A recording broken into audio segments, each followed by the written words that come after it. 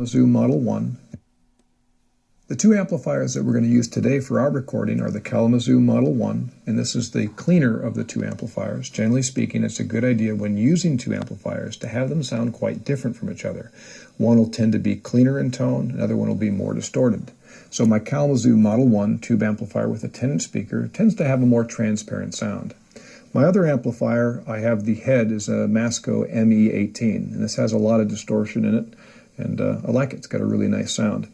I'm going through, in this case, my 212 cabinet. Now that's pretty big. My rule of thumb before said that large amplifiers sound small. Yeah, but Masco amps are pretty distorted and are kind of don't necessarily fit that rule. You can put them through any speaker combination you want. And it happened to be in this room, and it was convenient for me. I do have other speaker cabinets. I have a speaker cabinet that has two 10-inch speakers, and I'm sure I can come up with something else. I've got another cabinet that I can unplug the power section to and just go from my Masco into a single 10-inch speaker.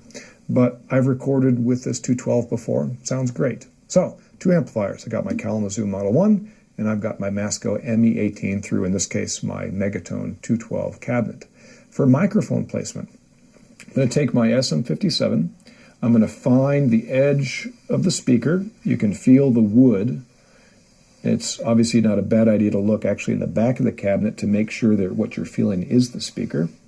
Then you're going to phone about an inch away from the edge or the rim and from the face. So an inch in and an inch away. And that'll be a good from the edge or the rim and about an inch away from the face. So an inch in and an inch away. And that'll be a good rule of thumb for miking. Let me do the same thing for my Kalamazoo, or with my Kalamazoo. I'm going to find the edge of the speaker. There it is, about right there, and about 1 inch away. Why so close? Well, the goal is that I don't want too much of the sound bleeding from my 212 cabinet into my microphone for my Kalamazoo, and vice versa.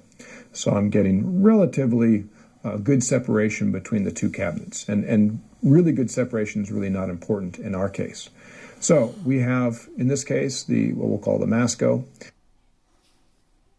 One channel, this is channel 1, and then we have the Kalamazoo going through channel 2. Now, on top of these two, to use an ambient microphone. And basically a microphone is through one channel, this is channel 1, and then we have the Kalamazoo going through channel 2. Now, on top of these two microphones, it's common for me in the studio to use an ambient microphone. And basically a microphone like our condenser microphone placed somewhere in the room to pick up the room sound. In other words, the sound of both these amplifiers together, also bouncing the sound around the room. In this room, I haven't found the sound to be very good, so I'm not going to use a third microphone. But if you're in the studio and you have what we call a live room, in other words, it has wood walls or there's a wood floor, in other words, hard surfaces.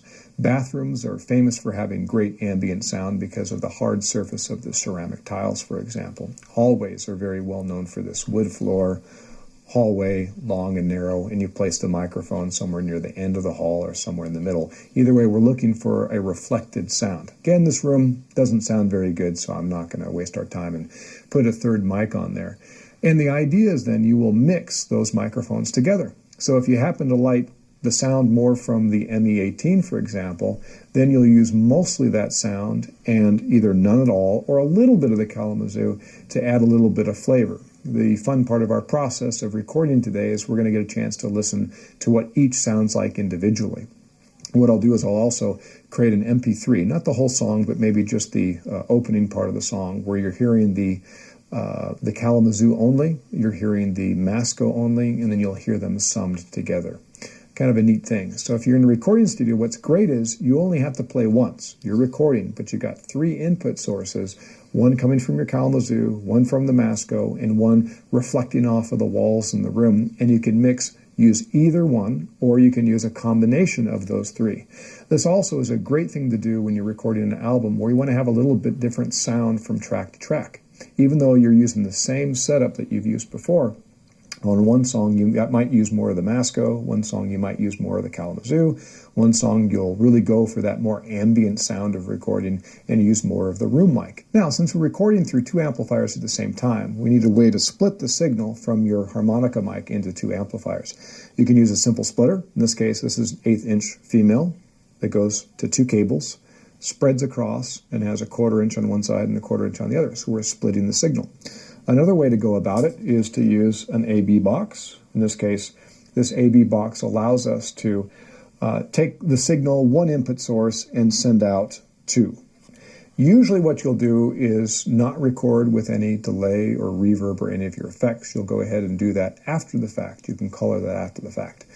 With that said, I really like the sound of my delay, and I've recorded with it in quite a few situations, and I really like the sound of it. So, if you're really enamored with your sound and you want to get that sound, you want to capture that sound in your recording, go ahead and record with your effects. But just be aware of that some sound engineers will not want it. If you're doing a session for somebody else, you might not be able to use your favorite effect. If you're doing it for yourself, hey, it's yourself, you get to choose what you want. So my favorite delay is the Dan Echo delay, so I'm going to go ahead and use that.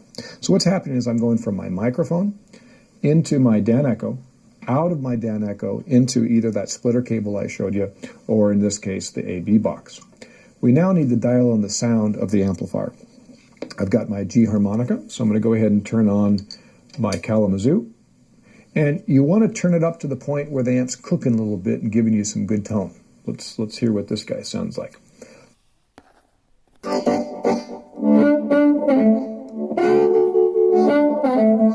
think that sounds pretty good. I'm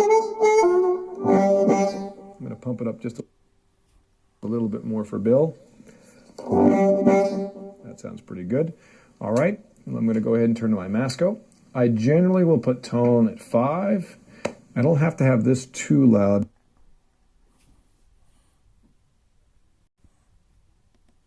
Because the Masco sounds pretty good without having to turn that up quite a bit.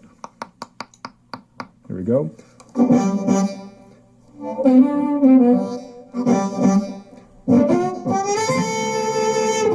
All right, that's just fine.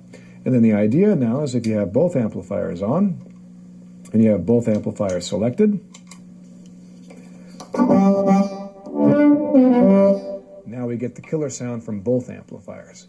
All right, I think we're ready to record. So let me go ahead and move over to my Pro Tools system, and let's go ahead and set up our session for Bill Bussell.